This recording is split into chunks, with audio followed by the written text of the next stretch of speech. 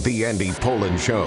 We got to go after this with everything we got, figuring they're going to come with everything they got. I'll start off by saying I'm bored, I'm broke, and I'm back. The Andy Pollin Show on ESPN 630 starts right now. And we're going to start with the stinkers and the delusionists. People who are completely delusional, just unbelievably delusional. In fact, we might as well start with that, with James Harden, who played his first game for the Clippers last night. Harden goes where he wants to go.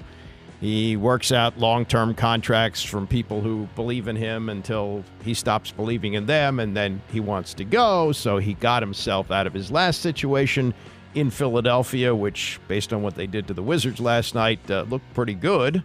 But now he's with his new team, the Clippers, and he played his first game with the new team last night, and they lost.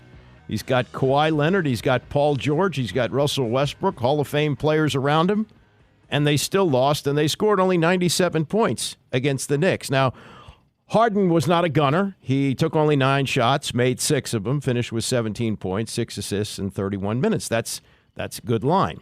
But he said after the game, after they lost, after they failed to score 100 points against the Knicks, I feel kind of weird out there, but not just really having a preseason or an opportunity to participate in a full training camp or none of that. It was just being out there and just basically winging it. Well, you had an opportunity to be a part of a training camp. You chose not to be because you just left, and then you showed up for the team plane to take you to Milwaukee for the opener, and they said, no, don't get on the plane.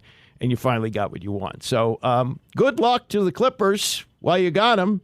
See how this all works out with all these Hall of Famers. But if you're excited about the unlimited possibilities, as Harden said after the game, not off to a great start. You lost the game. You didn't score 100 points against a team that's not that great. Okay, not that great. James Harden, way to go. And then the Wizards. The Wizards, who front office people insist are, no, they're not tanking. We're not tanking. They're unbelievably bad. I only watched a few minutes of this because I was watching a lot of the Monday night game football. They gave up 146 to Philadelphia. Second time this year they've allowed over 140 points in 6 games. Joel Embiid had 48 points. He had 48 points in 30 minutes. He didn't play in the fourth quarter. The Sixers scored 87 points in the second and third quarters to turn this into a laugher.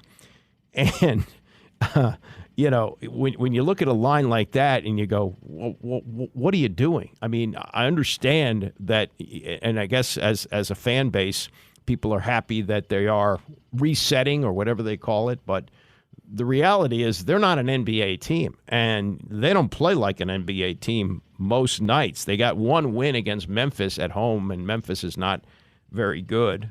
Maybe they'll be a little bit better when they play at Charlotte tomorrow, but who knows? 146 points, 48 to Embiid, who did not play the fourth quarter. So that's a disaster. At least they're not delusional. At least they're not delusional. You know who is delusional? The New York Jets. The New York Jets, who are telling everybody, oh, yeah, we'll be fine with Zach Wilson. No, they're not fine. They played a horrendous football game last night, not defensively. And the final score would indicate that they weren't very good defensively. No, they were. They were good defensively, and they still lost at home to a West Coast team who was on the brink of playoff elimination, basically, the Chargers. And I want to say San Diego. I know it's not San Diego anymore. Los Angeles, the Los Angeles Chargers beat them 27-6. Rex Minturn here today. Did you watch much of this game? Kind of. I had it on in the background. Unbelievable. And the frustration is starting to grow. Wide receiver Garrett Wilson said after the game, if you aren't angry, I would think something is wrong. This is disappointing. It definitely messes with your psyche a little bit, but it's nothing we can't handle. We're professionals. We're going to push through it, and it's going to be better on the back end. But, yeah, I'd be lying if I said we're all content with what we're doing out on the field, because we're not. And the offense is I mean, this is how bad they are. And Zach Wilson, his numbers don't indicate how bad it was. He completed 33 passes, 33 of 49, 263 yards. Okay. But He fumbled twice. He was sacked 8 times. They went 3 of 17 on third down. Justin Herbert, he didn't have a great night. He was sacked 5 times, career low in passing yards, 136. So you can't really blame the defense here, but you can blame the offense. And here's the team telling you, Robert Saleh is saying we'll be fine. Zach Wilson will be fine with us. No, he's not fine. They're an absolute mess. And adding to the intrigue of all this was Aaron Rodgers, who was out on the field before the game throwing passes, and not just little lob passes.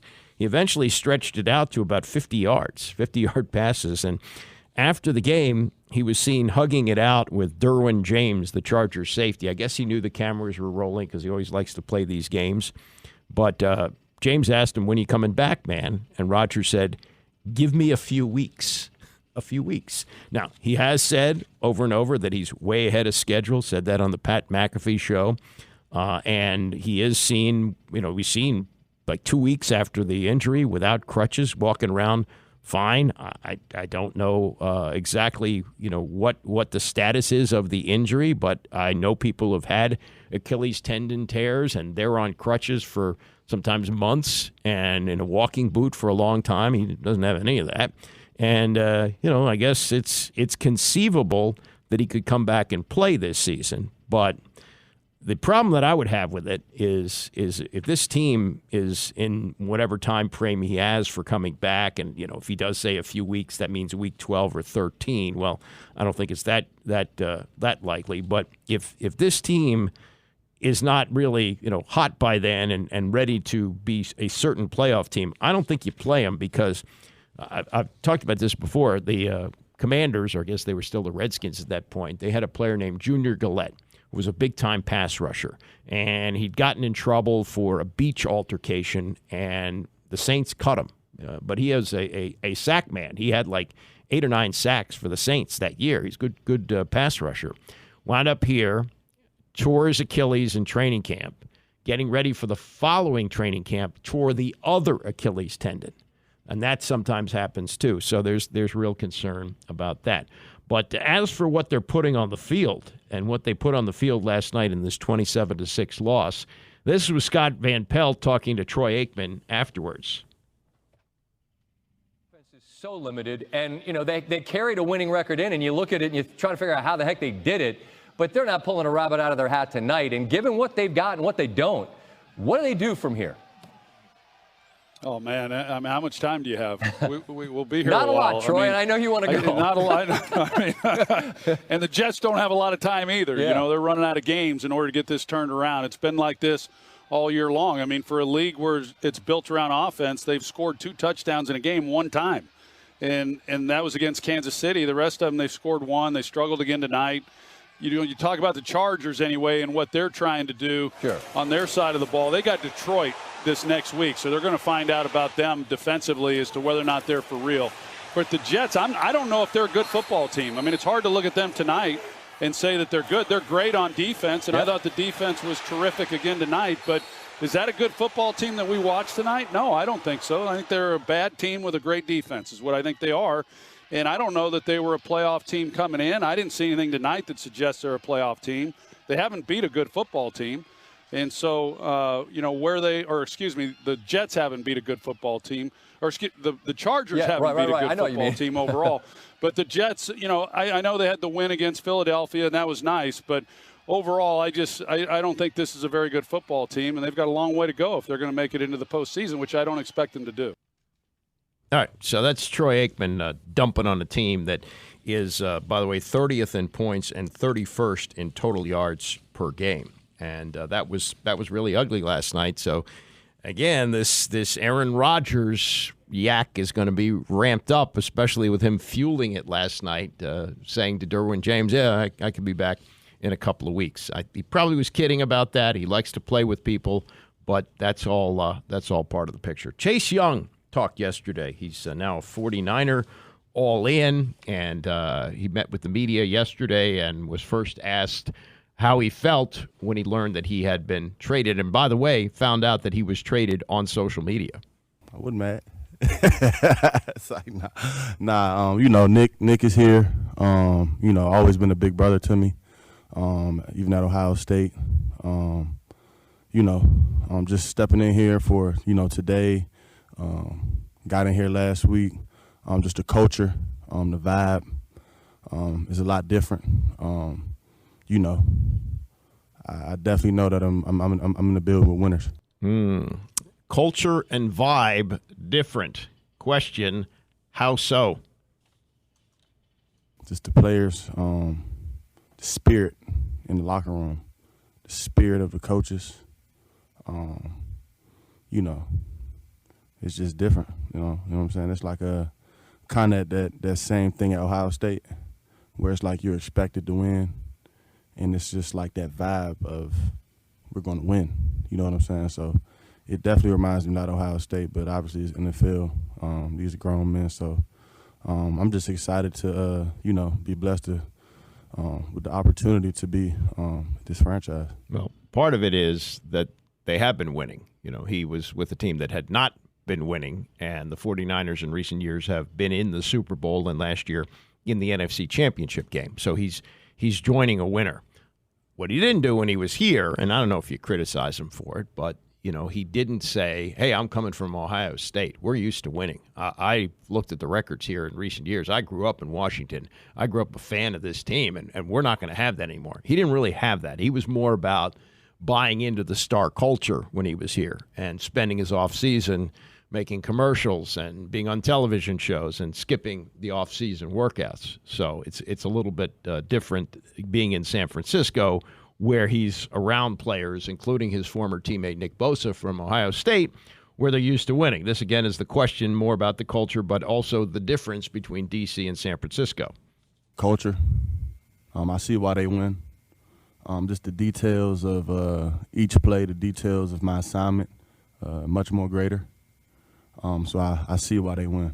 Well, okay, if the details of the assignments were not as they should be here, I don't know if you say something about that, but that seems to be a direct shot at Jack Del Rio. And it remains to be seen how well he handles the details of these assignments, given that he's joining the team in November, and they went through a full off season, which he may or may not have been a part of if he was with the team, the training camp, and the first part of the season.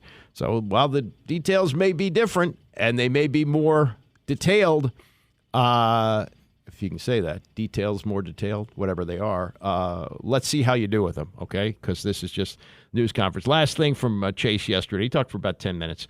This is about when he first heard from Nick Bosa after being dealt. It was literally like 5 minutes after they did it. Like, he called me, bro. And it was a good moment. Even in college, we never thought that we would ever be able to play with each other again. So, it's a blessing. Well, let's see what he does with it, because I don't think the 49ers will re-sign him.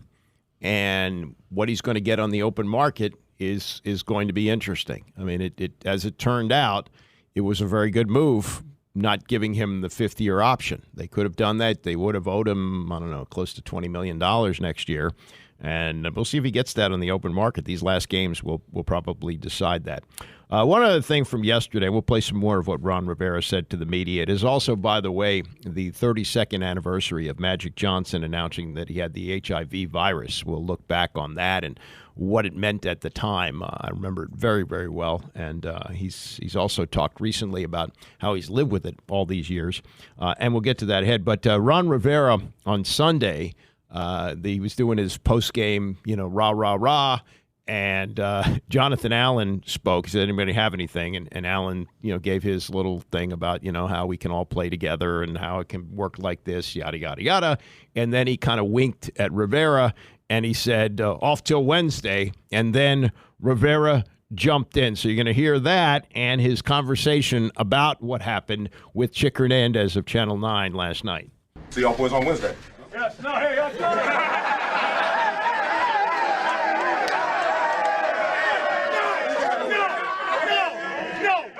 Tuesday. Here we go. That Victory Tuesday, y'all locked till Wednesday. You almost almost tricked the guys in the locker room. The footage yesterday, you almost got him because Jonathan Allen was selling that Wednesday off, and you're like, no, it's victory Monday, and then you got back with everybody off on Wednesday. That was pretty cool. Well, what it was is we used to have a thing called Victory Monday, which meant the day we typically came in, we'd give them off. Well, I told Jonathan, no, because if it's Victory Monday, it means you're already off. So I said Victory Tuesday. Well, they didn't get it until I had to explain, you guys are off for 2 days. We'll see you Wednesday. And you know, they've earned it. They really have. It's been tough so far to this point, but our guys have stayed focused.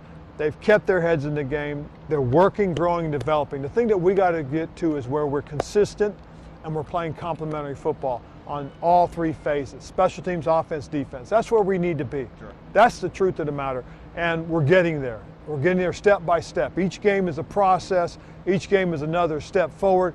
But the biggest thing is the complementary football, the consistency. That's what we're working towards. And again, I feel good about the quarterback. I know the players are. You see the trust, you see the faith. As long as we have an opportunity to win, I think our guys will continue to play hard. Oh, he couldn't resist getting it back to the quarterback. Tom Lovero's got a column about that today, about how, and I mentioned this as well, that every time Rivera is asked about something, he could be asked about the weather. He gets it to Sam Howell.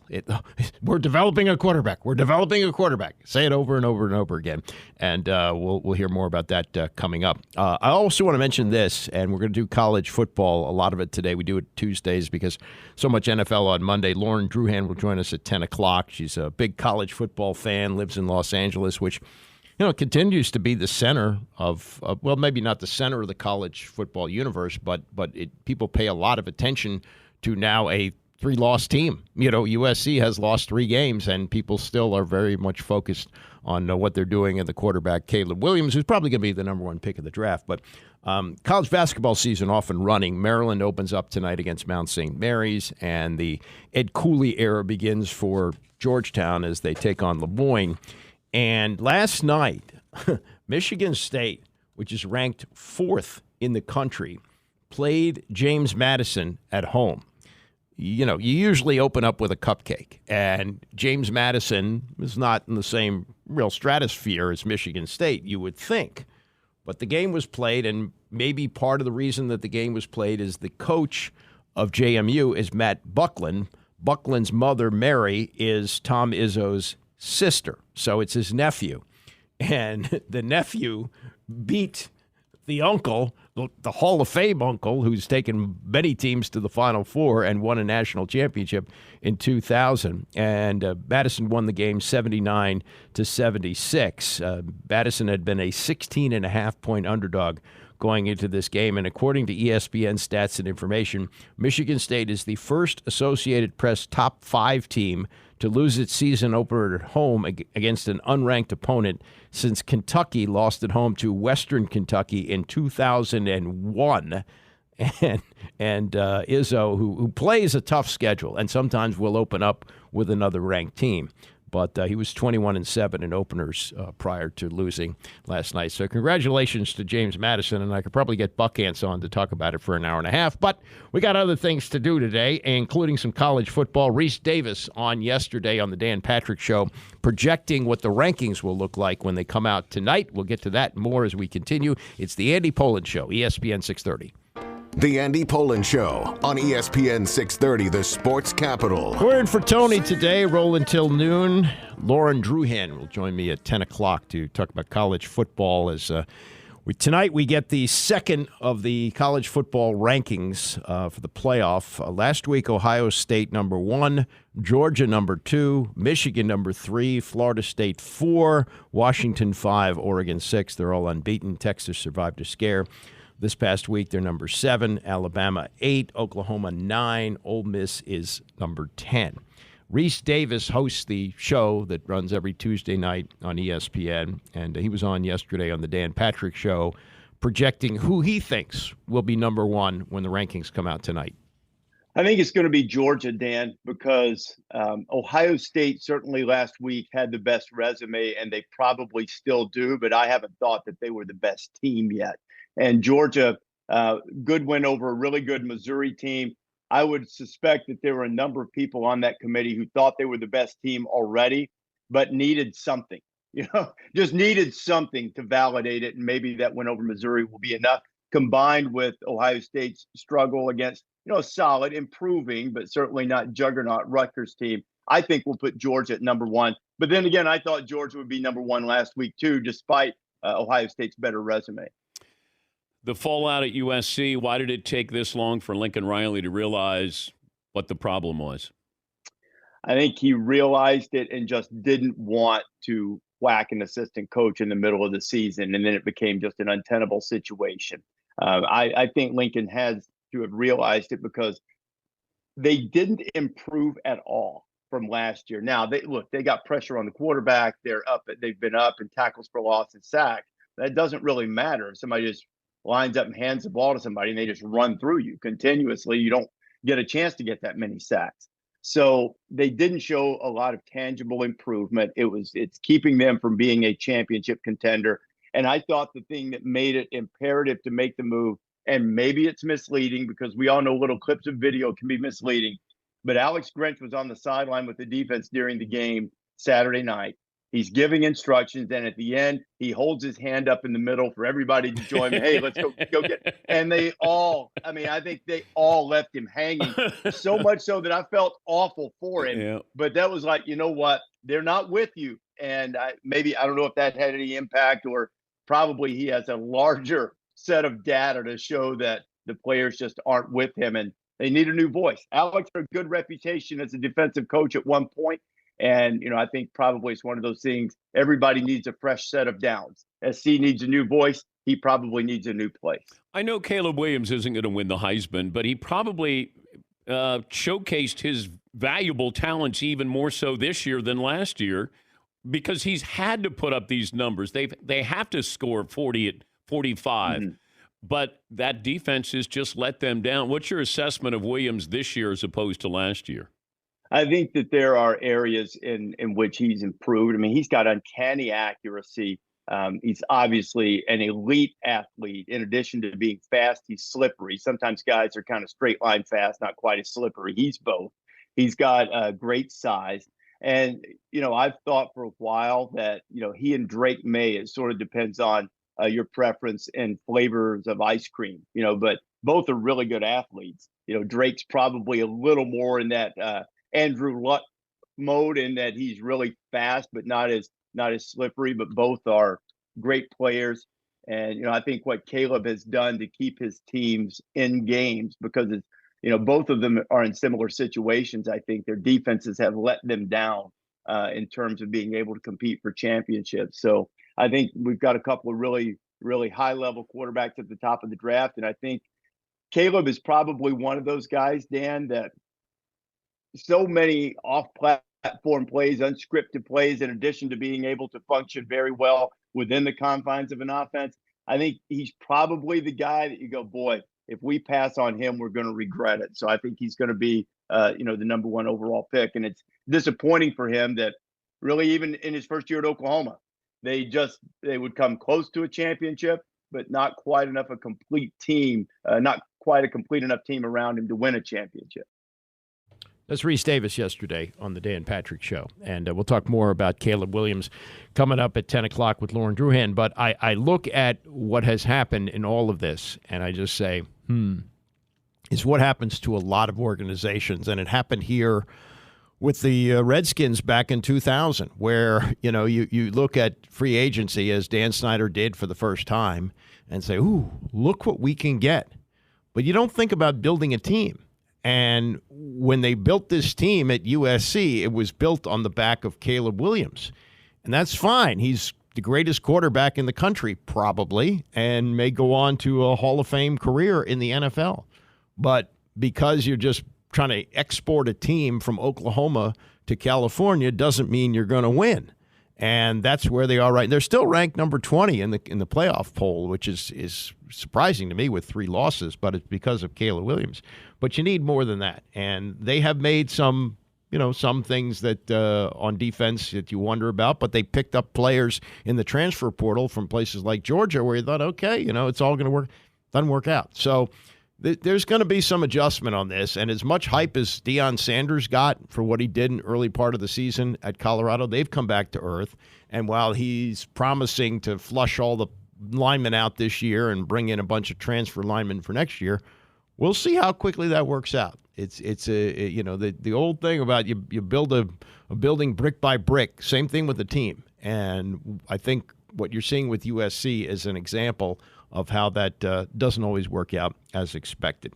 Free agency getting ready to open up in baseball now that the World Series is over. John Smoltz, who is the number one analyst for Fox, on our morning show yesterday, Undisciplined, and was talking about the number one prize in free agency, Shohei Ohtani. And this is where he believes, as he told our morning show, where he believes Ohtani is going to wind up.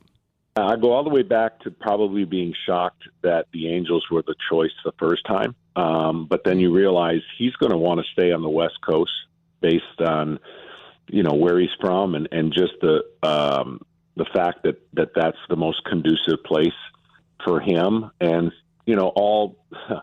all things point towards the Dodgers, but San Francisco, I'm sure, is not out of the picture. I don't know that it's possible that he stays with the Angels, but who knows? Maybe he does. I just think it's going to be, if I were representing or advising, I would think that a creative contract, it's going to be massive, but a creative contract now that he's had the injury to his pitching arm again, maybe there's two type of contracts for one player, right? The one that plays the outfield, plays the hits, and the one that when he gets back to pitching. But I think it's going to be somewhere on the West Coast. I don't see anyhow he can be persuaded to go to the East Coast, based on the time zone of where he's from and his country and just their ability to watch. John, I just want to talk with John Smoltz, Baseball Hall of Famer on Sportsman like ESPN Radio. I want to follow up. What do you mean by the unconventional kind of dual contract? Can you explain what you're thinking with that? Well, because, the one thing that people are talking about is now that he can't pitch next year, does he still going to get paid to do both, a contract to do both, and how long can he do it? I think you get creative, and he's got a contract to hit, and then he's got a contract once he can pitch. I still think his value is so great to do both that that's taken from him next year. Maybe it doesn't matter to teams. Maybe they think, he's still going to be able to do both once his elbow's healthy for the next foreseeable future of his contract. But I think I'd be one, if I was a player, to want to be creative, to give that kind of incentive still out there. I guess maybe that it won't matter to teams. Maybe they're going to anticipate he's going to be able to do it for the next 7 years, the way he's done it for the previous 5. It's John Smoltz yesterday. I wonder about the Players Association, if there was some type of contract like that, which is partly based on him playing, and then if he pitches, it's more. The Players Association in baseball has more power than any other. The contracts are guaranteed. There have been work stoppages where the players have always won. It's a little different than football. And if you have a contract like that, I wonder about the lawyers for the Players Association saying, whoa, wait a minute. If you're willing to pay that kind of money, you got to guarantee it. You can't say if he gets out there and pitches, because that sets a bad precedent. When Alex Rodriguez was with the Texas Rangers, and they really overreached on him. They paid him $250 million over 10 years when nobody else was offering within $100 million of that. Like the top offer he had next to that was like $150 million. So Tom Hicks, I believe, was the owner of the team at the time, and he outbid himself by $100 million. Well, they go a couple of years in Texas, and Tom Hicks goes, well, I spent all my money on A-Rod. We can't win. So the Rangers finish in last place. A-Rod, with whatever he was doing, whatever substances he was using, was the best player in baseball, still named the MVP, but the Rangers knew they had to unload him. And A-Rod wanted to get out of Texas because he wanted to win. And there was a deal that was arranged with the Boston Red Sox. And A-Rod was supposed to go to the Red Sox with a pay cut. And the Players Association said, nope. I don't care if he's making $25 million a year, which was way above anybody else. We can't set the precedent of a player going from another team, going from one team to another, and taking a pay cut. So they nixed the deal. He winds up with the Yankees, and the deal had an opt-out. And sure enough, Scott Boras opted out of it right in the middle of the World Series just to upstage everything.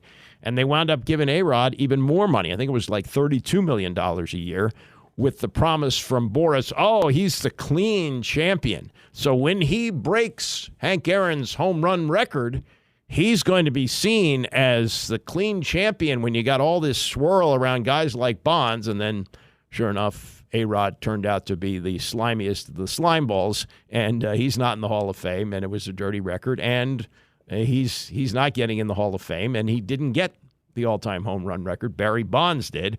And you can argue whether or not Bonds should be in the Hall of Fame, but he did not have this kind of contract that A-Rod had that Boras was able to work out for him. So you have that. We've got college basketball off and running, as I mentioned. The big upset last night, James Madison knocking off number 4 Michigan State. Maryland and Georgetown gets started tonight. AU started last night. Virginia started last night. Everybody's off and running. So I was looking at a story over the weekend on Yahoo from Jeff Eisenberg, who writes about where we are in college basketball with the example of this particular player. His name is Mikey Williams. Rex, have you ever heard of Mikey Williams? Yeah, okay. He's a social media guy. Okay, yeah, so that's where he's made his fame, and he's from California. He went to one of these private schools in the middle of his high school career, but at the beginning and the end, he was at a public school. You know, his talent should have been far and above everybody else. And because of some of the hype he got from social media and the fact that he really was an excellent player, they were projecting him as like the next LeBron. And he winds up going to Memphis. And he's supposed to play for Memphis this year. But the problem is he's waiting trial on assault charges, which could send him to jail for 30 years. And this is where this money becomes really dangerous. And I'm not saying that it's all money that resulted in this, but this is going to be more cases like this. And he was on this podcast last year called I Am Athlete, and he said, I'm trying to be worth $1 billion by the time I'm 25. This was a high school kid at the time. He has, as you say, 5 million Instagram and TikTok followers. He was arrested April 13th at his $1.2 million home that he owns east of San Diego. So he's an 18-year-old kid, owns $1 million home. That, to me, is an issue. It might not be for you. I'm an old man. It's an issue for me. Anyway, 6 people show up at the house. There was somebody who was living with Williams at the time was dating a girl who was in the car, and one thing leads to another, and he winds up firing 6 shots at the car, and some of them hit the trunk. Fortunately, nobody was hurt on that, but there's going to be a trial on December 14th. He has pled not guilty to assault charges, and this is a kid who's been on the radar since he was in 7th grade. He, at that time, outplayed Bronny James, and this is another problem with how we look at these college basketball players. We start rating them when they're in the 7th grade, which is what, you're 12 or 13 years old at that time? I mean, come on. Anyway, he then has a YouTube reality series as he's starting high school. As he is beginning high school, he's got his own YouTube reality series. So he's 14, 15 years old. And he turns down the top prep schools because he wants to go to the public school near his home, near the Tijuana border. And he scored 77 points in one game, which got a lot of attention. Then COVID hit, and their season was canceled. So he and his father moved to North Carolina, and they founded... It's another problem with college basketball. He and his dad founded the Vertical Academy.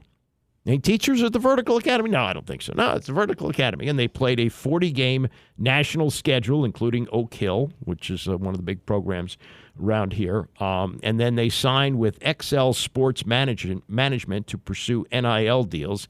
He signed a deal with Puma. Now, he signed a deal with Puma. You say, okay, well, he's entitled to make shoe money.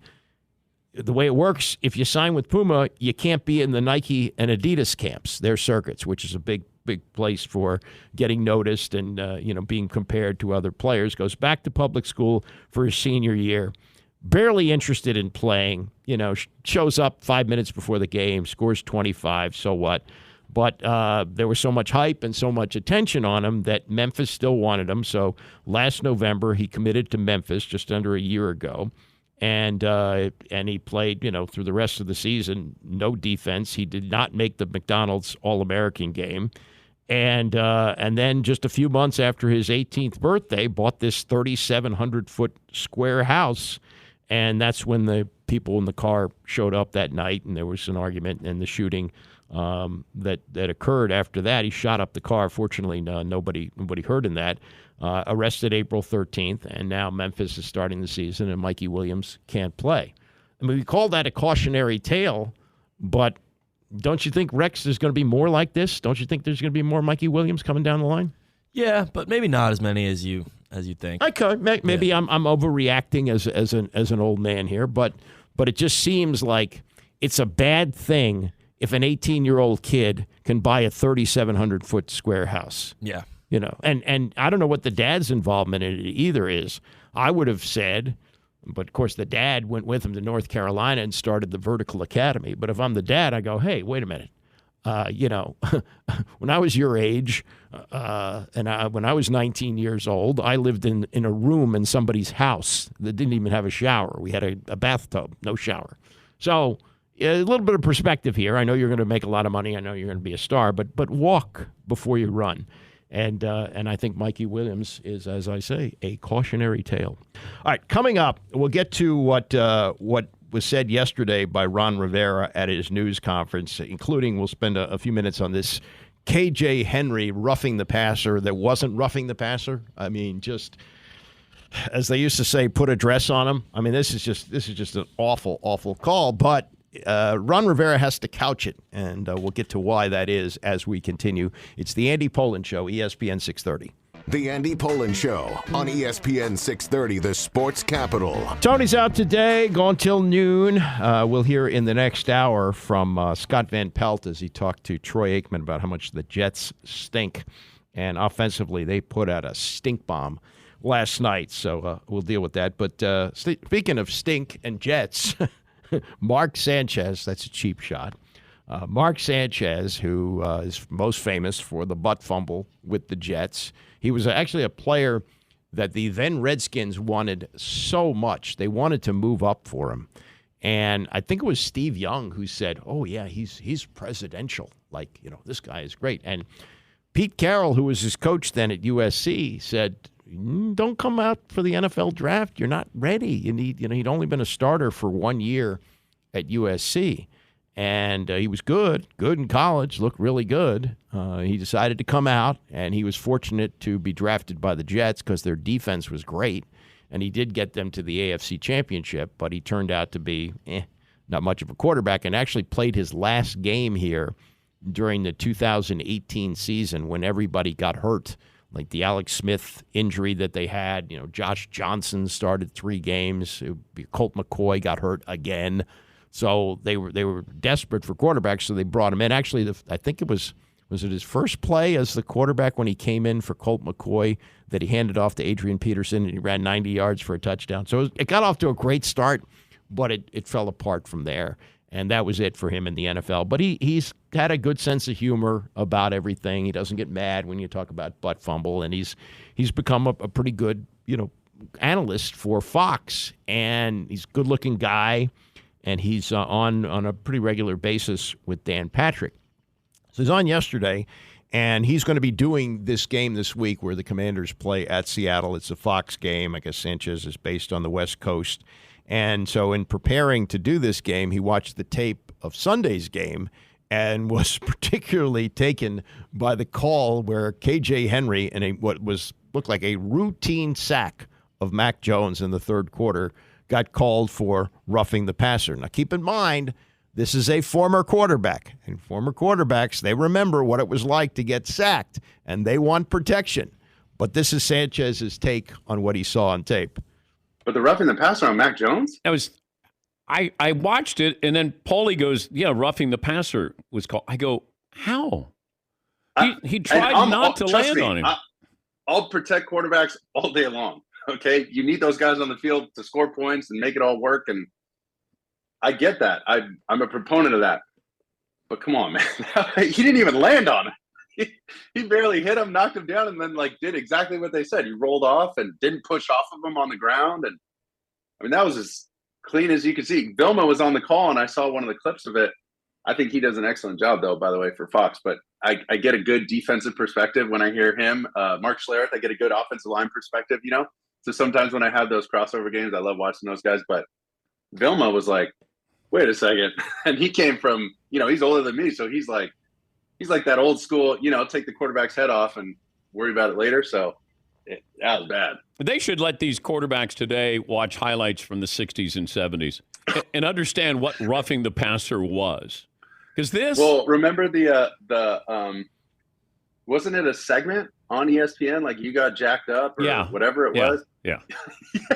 Yeah. Those were like, you know, punt returners and guys catching like a little bubble screen and just flatten them. I mean, they got hammered. And so, I don't know. I think it's called You Got Fined. That's the new segment on ESPN is You Got Fined for that. With the little meter and how much it's going to cost you there.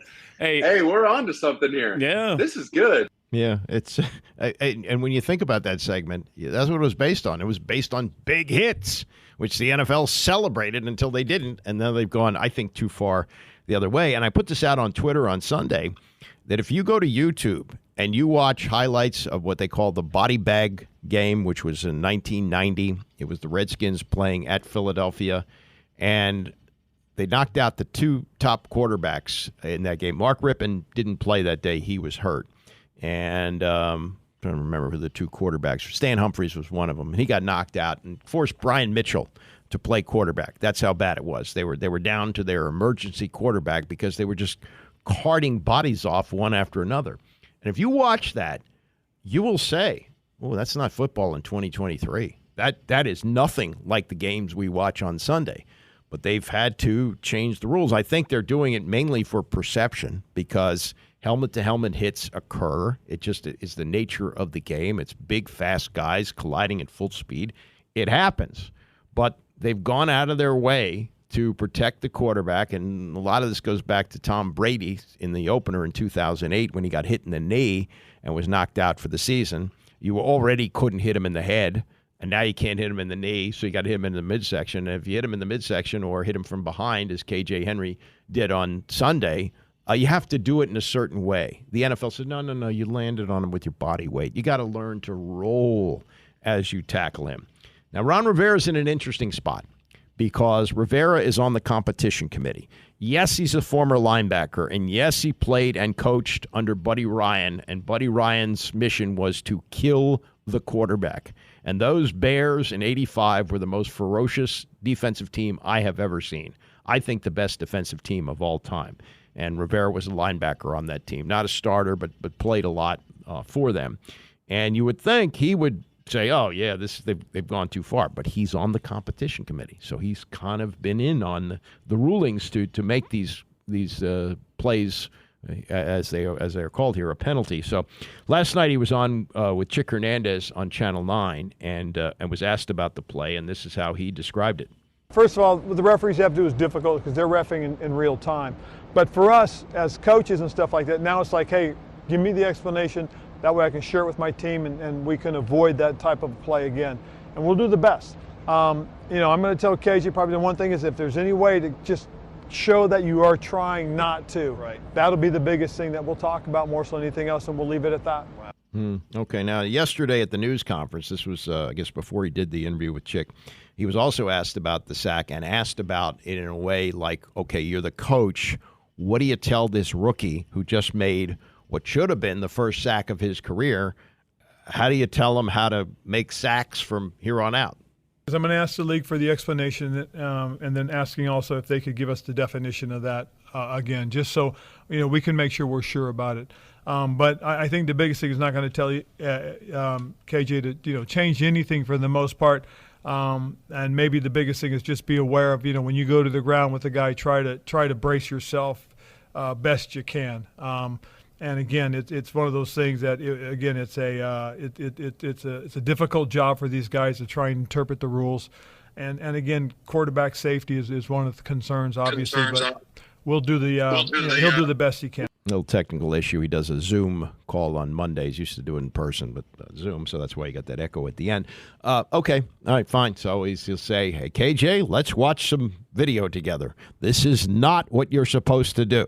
You see Dick Butkus? He's dead now. He'd be rolling over in his grave if he saw this was a roughing the passer penalty, but that's not the way we play football in 2023.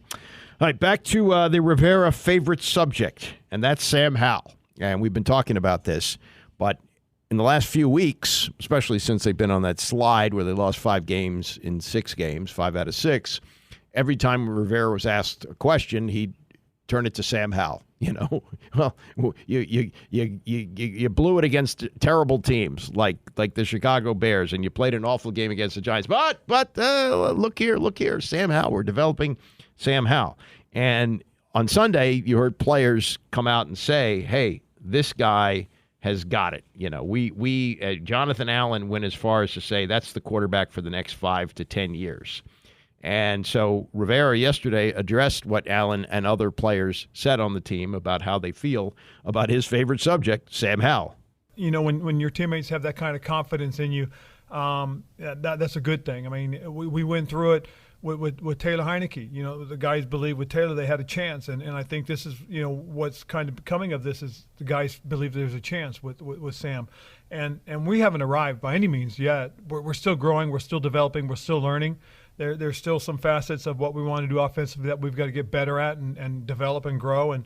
But by all means, you know, this is a good step when the players start talking about him in that role, in that capacity. And again, we still have to, you know, come a ways, you know, things to learn. And so we're not there. We're not where we want to be, but we're working that way. And it's, you know, it's one of those things where you see the confidence that he has, that his teammates are having and developing and growing, and the coaching as well. I mean, it's one thing for EB to game plan and put things on, you know, on the game plan menu. It's a different thing to go out and call it and do the things that EB wants to do. And you see that in his play calling. You see the rhythm, and it's really kind of come together. But there's still more room for us to grow, so we're excited about this. So he went 1:13 on that. He can't say enough about Sam Howell. And Tom Libero's got a column in the Times today where he's got, I think, the right term for Sam Howell, the great deflector. You know, deflects away from what a mess this team has been and how poorly Rivera has handled the quarterback situation. Now, again, Howell was good, very good on Sunday. 29 of 45, 325 yards, a touchdown. Very bad interception at the end of the half, but you would say a very well-played game by a young quarterback. But, you know, New England was a bad team. And as Rivera writes here in his column about Rivera and how Rivera used him days after the 2022 season ended to deflect attention from his latest debacle at the time, the absurd trade for Carson Wentz that manifested itself in their 24-10 loss to Cleveland late in the year. Wentz, coming back from being benched after getting the start over Taylor Heineke, completed 16 of 28 for 143 yards and 5.1 yards per pass average and 3 sacks. And that's the game that eliminated them from the playoffs. And Rivera asked about it after the game, didn't know that they were going to be eliminated, depending on what happened in the 4 o'clock games. He said he never thought about losing. Well, they did. So Howell starts the final game against Dallas, and he was pretty good. 11 of 19, 169 yards and a touchdown, 1 interception. They won 26-6 against a Dallas team that seemed disinterested.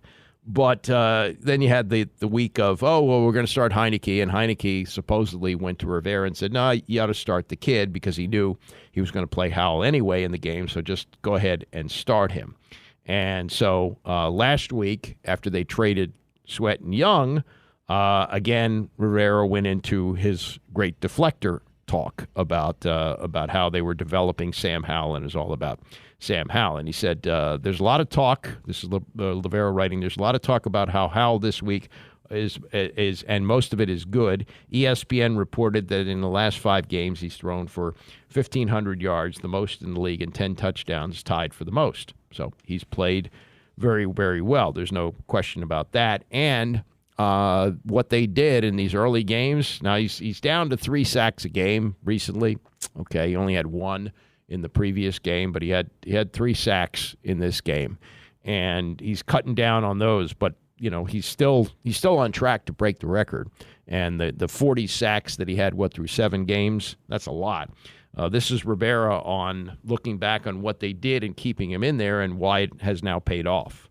Definitely concerned, and a couple times we did think about pulling him at the end of some games that but at the same time in talking with EB, it was about the growth and development, and the only way he was going to learn was to stay in there, and it's kind of working itself out. I mean, that's the best part of it, is that it is working itself out. And you can see him just play with much more and more confidence, and you see the confidence in which his teammates are playing alongside him. So that's been a huge plus for us as well. And the last thing for Rivera to deflect about, to pat himself on the back, is that Howell is seeing the entire field. 8 different receivers caught passes in this last game, and this is what he's envisioned all along. And he says that it's taken all this time for it to develop this way, that it shouldn't be a surprise that we're now in the middle of the season and it's hitting its stride, because these things don't happen overnight. Questions that were asked early in the year, what's going on with Jahan? Well, I think a big part of it is, just the development and growth of the offense itself. I think the biggest thing more than anything else has been, it's taken some time. I think what Eric has done with those guys, with what the offensive coaches are doing with the offensive side of the football, has been really solid. And it's just been a matter of time, growth, and development. And now we're starting to see it. And I think, if you look at how the ball was distributed to all the guys that are playmakers for us, I mean, it was pretty impressive. I thought we ran the ball with some balance to throwing the football, and that's kind of what we hope to see and continue to see. Okay, so there's Rivera, favorite subject, Sam Howell, all good this week. We'll see what happens when they go to Seattle on Sunday. They're 6-point underdogs for that game, but they have had great success there, 7-1 in regular season games there. Lost a couple of playoff games under Joe Gibbs, but for some reason they have really good success out there. Now, the last time they played there was 2017. I don't think there's a single player left on the roster from then. I don't think that they have anybody who's on the roster now that played in 2017. Saw this from Peter King yesterday, and it's something that I've been saying now for a while, that we're going to see a Super Bowl where 2 street free agents started quarterback. In other words, 2 players who are not on their teams at the beginning of the season, but because of quarterback injuries have had to come in and play.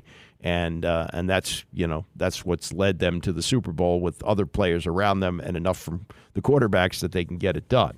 Seeing Patrick Mahomes and Jalen Hurts in the Super Bowl every year probably isn't going to happen. And Peter King wrote this yesterday in his Monday morning column. He says, I think there's a good chance that it's been years, like 10 or 15, that the NFL had so many quarterbacks the general public had never heard of start games. Clayton Tune, Arizona's 5th rounder at Cleveland. Jaron Hall, Minnesota's 5th rounder at Atlanta. He was knocked out of the game, by the way. Aiden O'Connell, Las Vegas rookie 4th rounder versus the Giants. He says not even including Tyson Bagent, undrafted Chicago rookie at New Orleans because of his recent run of fame. Tune, O'Connell, Hall, and Bagent joined relative newbies and or unknowns like Will Levis, Kenny Pickett, Taylor Heineke, Jordan Love, Sam Howell, C.J. Stroud, and Bryce Young. 9 of the league's 14 games this weekend featured an unknown or young or unproven passer. Well, Bryce Young was the number 1 pick of the draft, and C.J. Stroud was number 2, and he was great. Young threw a couple of pick sixes in this game. Heineke's been around, of course. And Will Levis, at this time, I think it was about this time last year that Mel Kiper had him as the number 1 pick of the draft. He's got a great arm, but other things showed up and teams shied away from him. But I think that the bigger point here is that these unknown quarterbacks right now are ruling the game. We talk about the great ones, and Justin Herbert, while his team won big last night, wasn't that good for San Diego, for Los Angeles, for the Chargers. And then this, before I get on to something else in just a few minutes, Adam Silver, commissioner of the NBA, did an interview with something called Anscape. It used to be the Undefeated on ESPN. It's very lightly promoted by ESPN. I don't get this, but it's a website dedicated to African American writers and issues and so forth. And so Adam Silver, the commissioner, said yesterday that he will, quote, take responsibility for the lack of intensity in recent All-Star games. And he said he came to this realization after talking to Chris Paul, the great player who's now with Golden State. And Paul recently pointed out to him that it's because of all the pregame and halftime distractions that interfere with the players' normal game day routines. Oh, please, because they have a long introduction and a long halftime. He said, as Paul put it to Silver, you guys tell us how important the All-Star game is, but then you change all of our pregame protocols so that we don't go through our typical routines as we would before a game because you have these elaborate introductions. No complaint about the introductions. We understand why you do it, but then you expect us to go out and be in the mindset that we're playing a typical basketball game. Stop. I mean, this happens at the Super Bowl. The Super Bowl has elaborate introductions. It has a long halftime, a longer than usual. They still play it for importance. No, the reason that the All-Star game is played the way it is because the league tells the players, hey, these regular season games don't mean much. We're going to sit you out for some of them. We're gonna have load management so that when you play an actual exhibition game, which is what it is in the middle of the season, this is what you're going to get. And Adam Silver says, I'll take responsibility for that. We're sending mixed signals. If we want our guys to treat this like a real game, it's not about the finals or anything like that. It's a fun game, but we want our players to treat it that way. Okay, so he's changed back from the way they did it last year, where the captains, LeBron James and Giannis Antetokounmpo, picked their teams before the game, and some of the players had to change locker rooms after the captain. Enough of that Michigas. He goes, okay, we're going to go back to the way it was, East versus West. And Silver says, I don't necessarily mean they're playing lockdown defense. Maybe it does during the end in the fourth quarter. I mean, our guys come out and say, it's a game. Let's go win it. And again, I think we have to make that message clear to the players. Why? You don't have the regular season importance. Why would you have this All-Star game? Chris Mullin, they talked to him about this for this story, and he played in 5 All-Star games. And he said when he played, it was important because Magic Johnson and Larry Bird set the tone. Well, you know, those are competitive guys, and they played in the East and they played in the West, and they were the signature players on each roster, and they hated to lose, particularly to one another. Well, those days are gone. So, look, the Pro Bowl is gone in football. Nobody misses it. The All-Star game in baseball exists, but nobody watches it. The ratings are minuscule. At least you can play that somewhat like a regular game. And if the NBA All-Star game goes away, so be it. Nobody's going to miss it. Nobody will miss it. And the hockey All-Star game, I don't think people even know it exists anymore. So, you know, maybe they just run their course. For years, they couldn't have it now because of the value of rookies. But back in the day, until 1976, from like the 1940s through 1976 when they played the last one, they used to have the college all-star football game. So the college all-stars would play the defending NFL or Super Bowl champions. And actually a few times the Super Bowl champs lost. Not Super Bowl, but I guess NFL champions. Packers, I think, lost one year, and maybe a couple of other times as well. And the rookies wouldn't be going to training camp for a couple of weeks because they were training for this All-Star game. And they finally did away with that. And I think that we may have reached a point where All-Star games just are so ridiculous that you shouldn't have them. Baseball, it's still okay. But the value of the All-Star game in baseball used to be, prior to interleague play, this is the first time that you're seeing National League and American League players play against each other than the World Series. And that was a hook. It's not a hook anymore. You see this on a nightly basis. There's interleague play every night. So, you know, Adam Silver can go with Chris Paul and say, oh, the reason is because we have long introductions and long halftimes that we don't play like regularly. Oh, please, stop. It doesn't work anymore. Just get rid of it. Get rid of the whole thing.